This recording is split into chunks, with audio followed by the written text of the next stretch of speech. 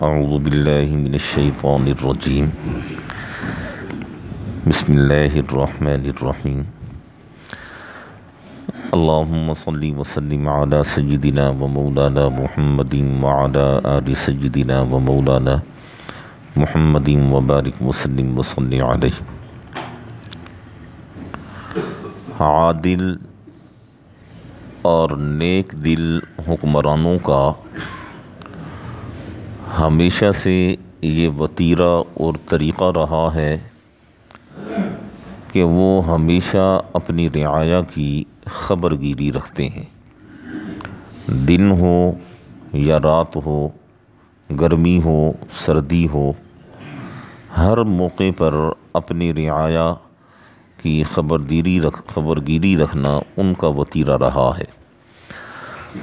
حضرت صلی اللہ علیہ وسلم کے بعد جو صحابہ کرام خلیفہ بنے ہیں، وہ راتوں کو اٹھ کر عوام کی خبرگیری کیا کرتے تھے، اور اس پر بہت سارے واقعات کتابوں میں موجود ہیں۔ حضرت ابوبکر صدیق رضی اللہ عنہ، حضرت عمر رضی اللہ عنہ، بلکہ آپ کا وہ واقعہ بڑا مشہور ہے کہ ایک قافلہ آیا اور اس نے مدینہ منورہ سے باہر رات گزاری، تو آپ نے اپنے غلام سے کہا کہ آؤ چل کر ان کی خبرگیری کرتے ہیں۔ تو آپ وہاں گئے تو دیکھا کہ ایک عورت، اس کا بچہ رو رہا ہے اور اس نے ہنڈیا چولہے پر رکھی ہوئی ہے۔ پورا واقعہ یہ آپ نے سنا ہوا ہے۔ بطور دلیل یہ واقعہ کافی ہے کہ حضرت عمر رضی اللہ عنہ راتوں کو اٹھ کر عوام کی خبرگیری کیا کرتے تھے، اور یہی وجہ ہے، آپ نے اسی وجہ سے فرمایا تھا کہ اگر نیل یا فرات کے کنارے کتا بھی کوئی بھوکا اور پیاسا مرے گا تو قیامت کے دن عمر ڈرتا ہے کہیں عمر سے پوچھ نہ لیا جائے۔ یہ سلسلہ ایسے ہی خلفاء میں چلتا رہا ہے۔ خلفاء میں، بعد کے خلفاء میں اچھے بھی آئے ہیں، برے بھی آئے ہیں۔ جو اچھے آئے ہیں انہوں نے عوام کی خبرگیری کی ہے۔ یہ سلسلہ چلتے چلتے سلطان محمود غزنوی رحمہ اللہ تک پہنچتا ہے، اور سلطان محمود غزنوی رحمہ اللہ کے بارے میں لکھا ہے کہ یہ بھی ان نیک دل حکمرانوں میں شامل ہیں جو راتوں کو اٹھ کر عوام کی خبرگیری کیا کرتے تھے۔ ایک دفعہ سلطان محمود غزنوی رحمہ اللہ رات کو گشت پر تھے کہ آپ نے دیکھا کہ ایک تندور والی دکان ہے، وہاں ایک مزدور سویا ہوا ہے۔ توجہ سے سنیے گا۔ تو سلطان محمود غزنوی اس کے پاس پہنچے اور اسے جگایا۔ یہ سردیوں کی راتیں تھیں، اور اس سے جا کر پوچھا کہ تو کون ہے؟ اس نے اپنا تعارف کروایا اور کہا کہ میں اس تندور، یہ جو دکان ہے، میں یہاں پر اجرت پر کام کرتا ہوں، مزدوری کرتا ہوں۔ تو سلطان محمود غزنوی نے کہا کہ اتنی سردی میں تیری راتیں کیسے گزرتی ہیں؟ ایک حدیث پاک ہے کہ علم مسلمان کی گم شدہ میراث ہے، جہاں سے ملے اسے لے لو۔ یہ نہ دیکھو کہ کون کہہ رہا ہے، یہ دیکھو کہ کیا کہہ رہا ہے۔ اللہ جل شانہ وہ ذات ہیں کہ بعض اوقات جنہیں ہم گرا پڑا انسان تصور کرتے ہیں، ان کے منہ سے اللہ جل شانہ بڑی حکمت کی باتیں نکلوا دیتے ہیں۔ لقمان حکیم کون تھا؟ یہ کوئی پیغمبر تھا؟ کوئی نبی تھا؟ نہیں، ایک سیاہ فام انسان اور ایک غلام آدمی تھا لقمان حکیم، اور اللہ جل شانہ نے اس کی زبان سے، ان کی زبان سے ایسی حکمت کی باتیں نکلوائیں کہ ان باتوں کو قرآن مجید کی زینت بنا دیا۔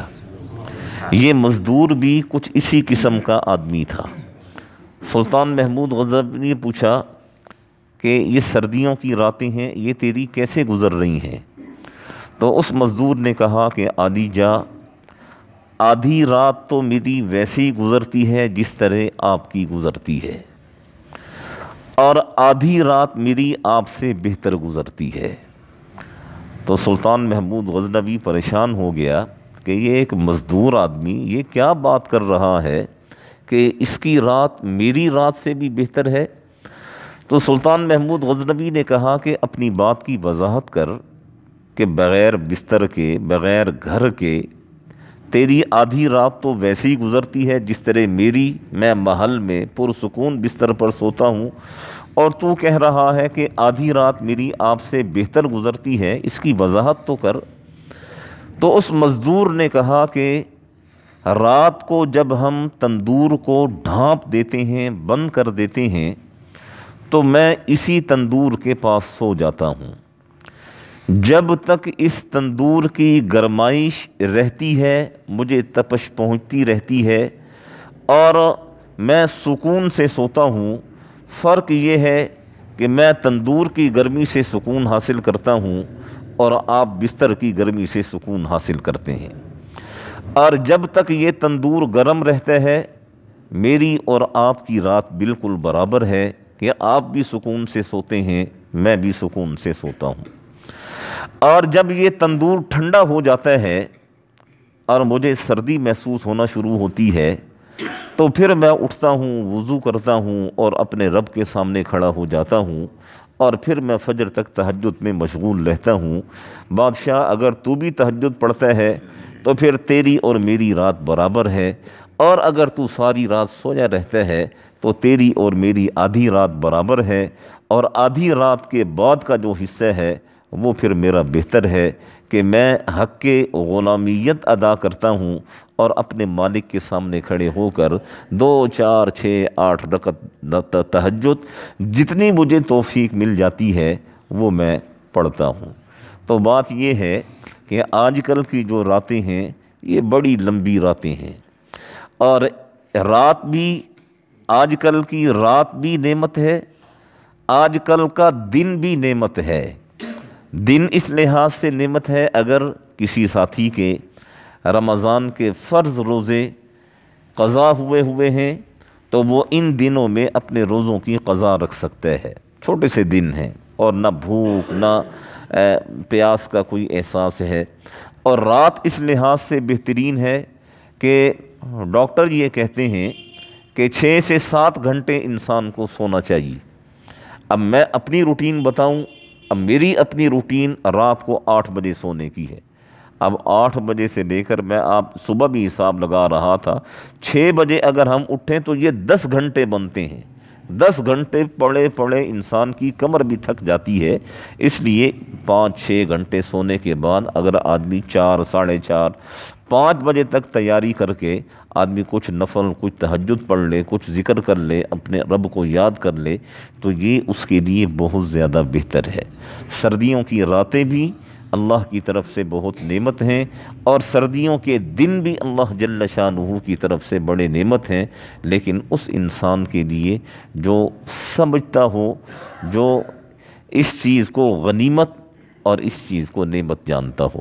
دعا فرمائیں اللہ رب العزت ہم سب کو کسی نہ کسی درجے میں سردیوں کے دن اور راتوں کی قدر کرنے کی توفیق نصیب فرمائیں۔ بسم اللہ الرحمن الرحیم۔